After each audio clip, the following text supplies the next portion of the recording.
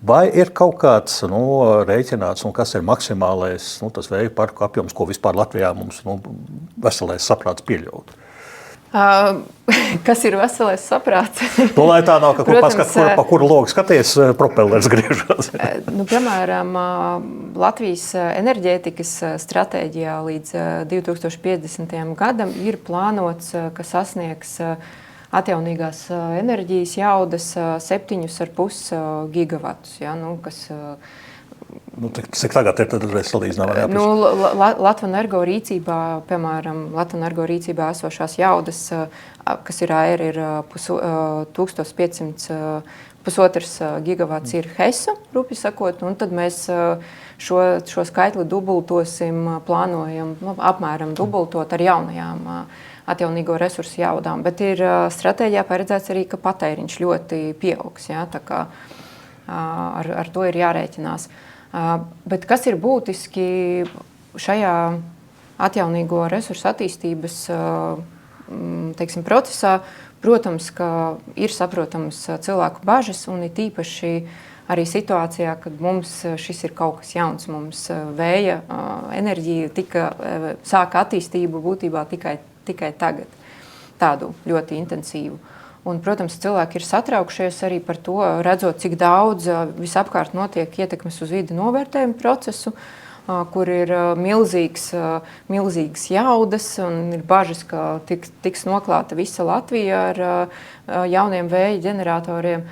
Realitātē tā nav.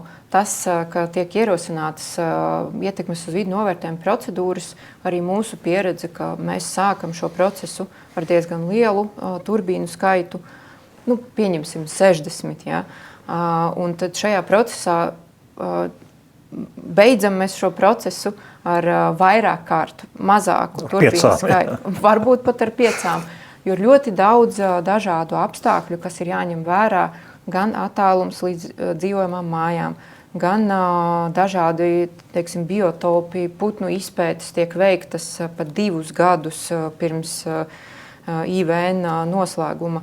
Arī sikspārņi tiek pētīti ietekmi uz ainavām, tiek organizētas arī sabiedriskās apspriešanas un uzklausīti dažādi viedokļi no dažādām pusēm.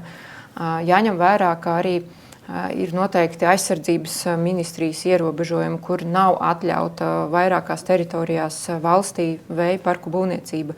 Ir ļoti daudz dažādu ierobežojumu, kas vienkopus rada, minimizē vispār tās pieejamās teritorijas, kur varētu Latvijā attīstīt vēja parkus.